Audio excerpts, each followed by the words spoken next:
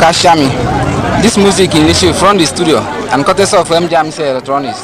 electrical and record store. Also opposite Motor Park, Ukun local government area of Benue State. Formerly Adanche Motor Park, Gas local government area of Taraba State. The copyright owner and producer of Oliver and his brothers musical troupe. Stay tuned and have a nice time.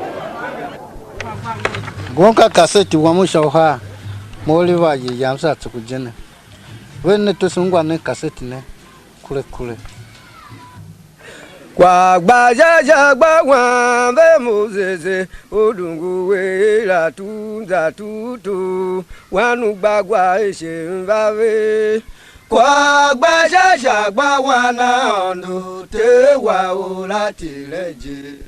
mozeze odu uembe yange mana ve wanu gondo che bakobe na ya Changi na ya umba ya ko ya ma wo wa gba ja gba wan le mo zeze odungu we la tunza tutu wanu gbagwa ise nrave kwa gba ja gba wana ondo te wa o lati lejere mo zeze odu muembe Yange mana ve wanu gondo te Changi na ya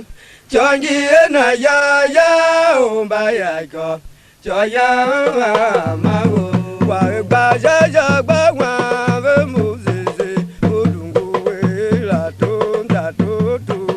wanu gba kwa ese nbave wa gba ja gba wa na ondo te wa o lati Yange mana ve wanu kondo che bakowe na ya Changi na ya umba ya ko choya ma wo wa gba ja gba wan ve mozeze odungu we la tonda tutu wanu gba kwa ise nbave wa gba ja gba wana ondo te wa o lati Yange mana ve wanu gondo che Changi na ya Changi na ya umba ya ko choya ma wo Ndo ba boki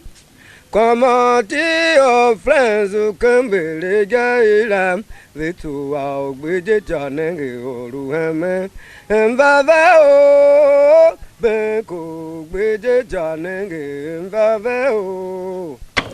Kwa momba Nzokita eze o Benko gbeje Anabu benko gbeje Foma konsela mese nyongu Wele gida na kawa tambu Amele awa ishini wamba gisa Kilimishi adone Yanene na mavudo na delikita Dona delikita vanyo ve wanuku Nenge vensa moyolo te sueba Kashi aologo te sueba o apikilimisho Kwa mwemba Nzokita eze o benko gbeje Anabu benko gbeje Foma konsela mese nyongu Wele gida na kawa tambu Amele awa ishinyi wamba geza Kilimishi adone Yanene na mavudo na delikita Dona delikita vanyo ve wanuku Nenge vensa moyolo te sueba Kashi aologo te sueba o apikilimishi President to tiao kazi chembe Tiao kazu malu chembe ju Emenento ve wan baywen Amele awa imande Wamba tele mao ni ane mete manonga ven abela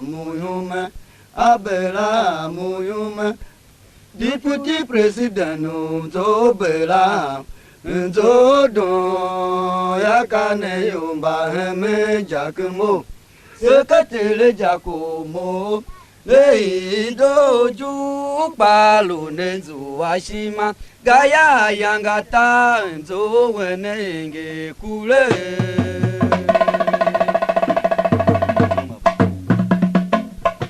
nzo baboki amadi ofenzu kumbili jairam etu awiji chanenge orueme mbave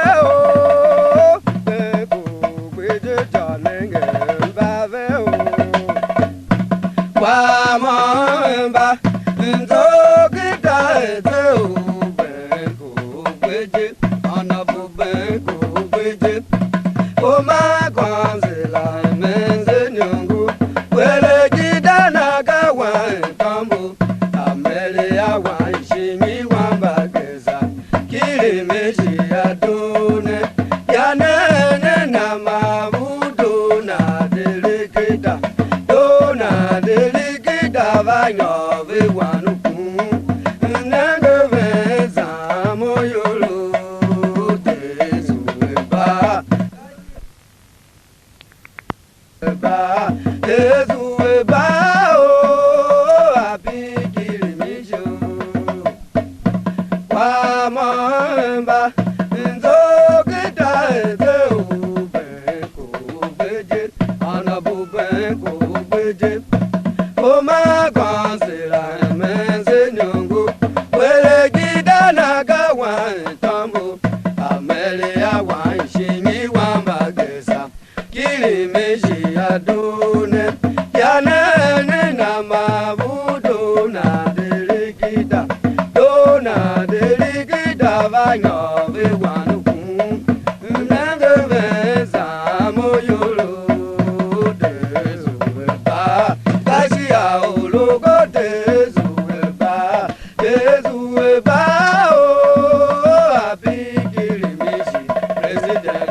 Nzo chao kasi chembe Chao kazu malu chembe ju Emene nzo vewa emba yuen Amele ya wanzande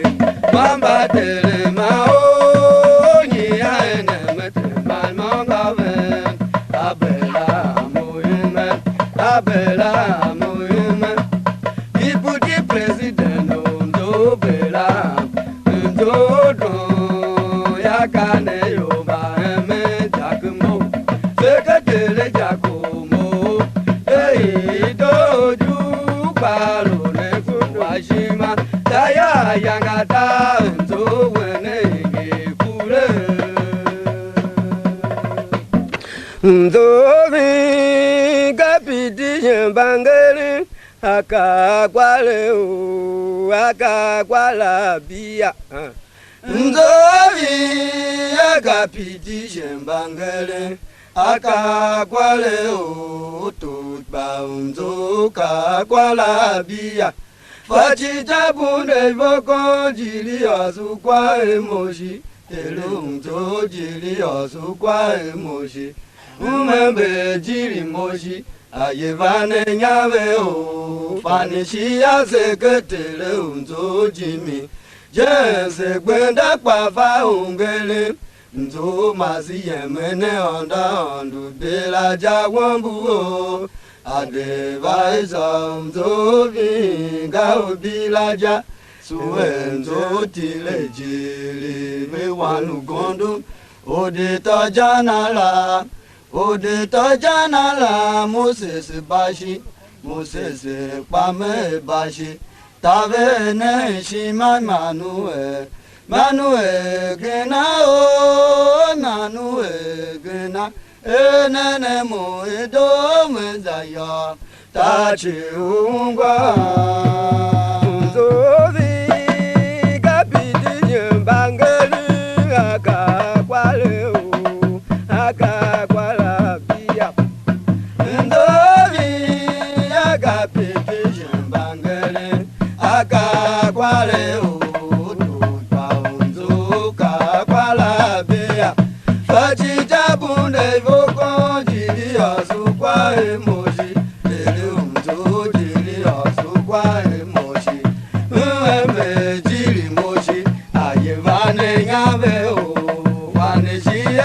ketele unzo jimi jense kwenda papa ungele nzo mazi yemene onda ondo bila jagombo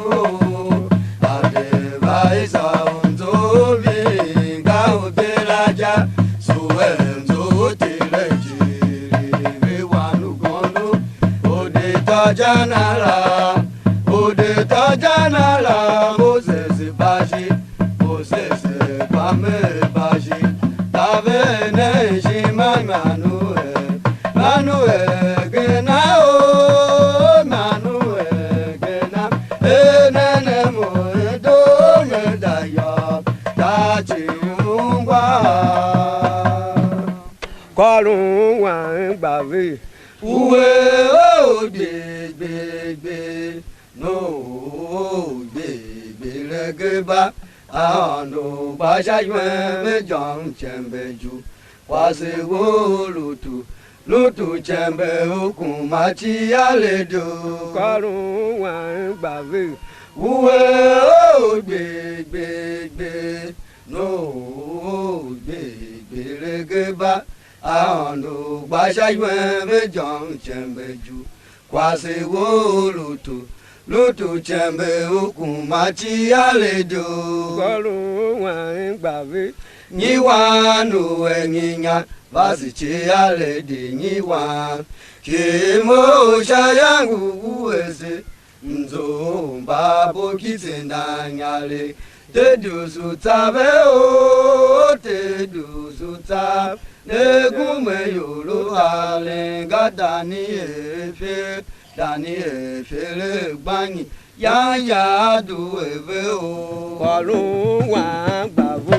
niwa no enyinya basichi alede niwa yemo shayangu uese nzo babu kitindanyale tejusu tabe o tejusu tabe negume yolo alenga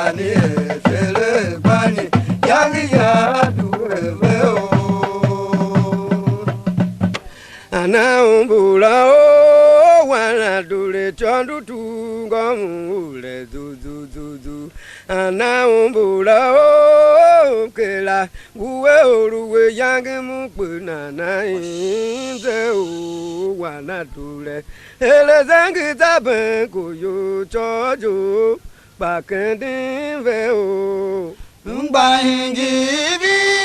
ana umbu Janu teja wamba jatorum yen cheke kishima shakwa umba mo velutimi mo be inyima wenjingi cholyang ha ko ayu wanumba kwa memelia fane yo cha jo dala una Andu temba yange chia jo dala una Ongu ekpe o balame kavi yangu ne woye Bawale nzenge Bogangila ba walen tengeo wana pa jibongo Esaleme upine yanu fama nanu vendega naturu tani nato ibe tani obade kuyo chone vi naturu tani kishima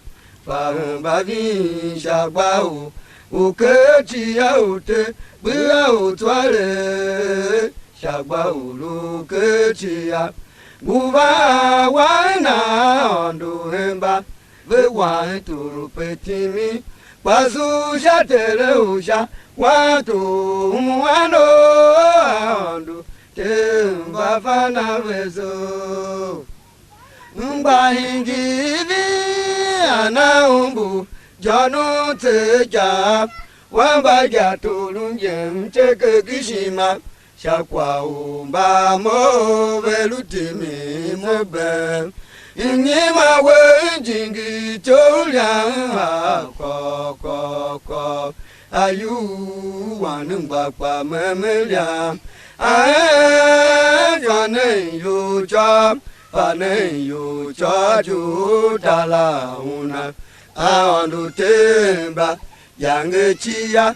Yangi chia jotala una Ogue peo Balame Kavi yangu neguye Bawalentenge Bogangela bawalentenge o Wana papa jibongo Isaleme upine Yanu vama nanu vendega natulutani Nato ibetani obade kuyo chane vi natulutani kishima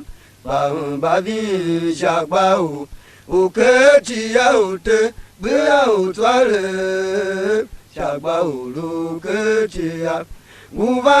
wana ondu hemba vewa tulupetimi Wasu shatele usha watu wano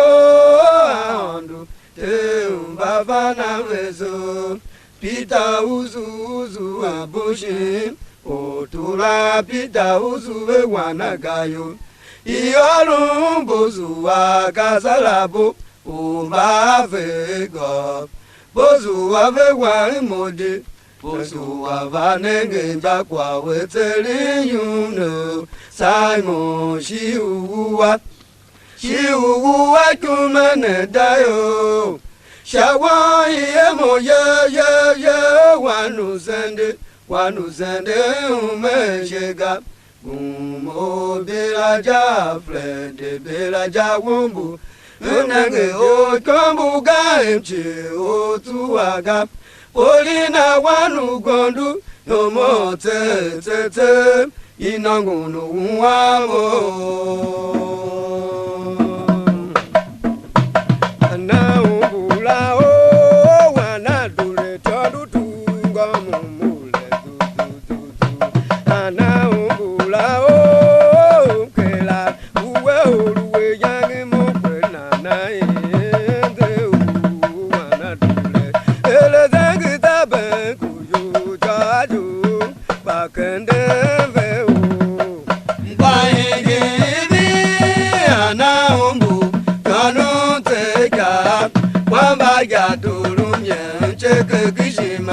Shakwa uba mo velutimi mo be Inyima wenjinge cholia ko Ayu wanumba pa memelia Fane yu cha jutala una Aonu temba yange chia jotala una uepeo balame kabia nebuye bawalentenge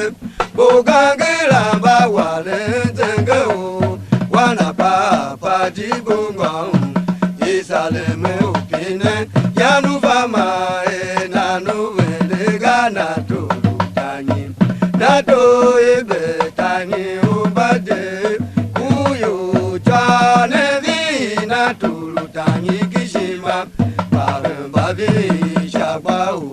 ukechi ya ute me ya utwale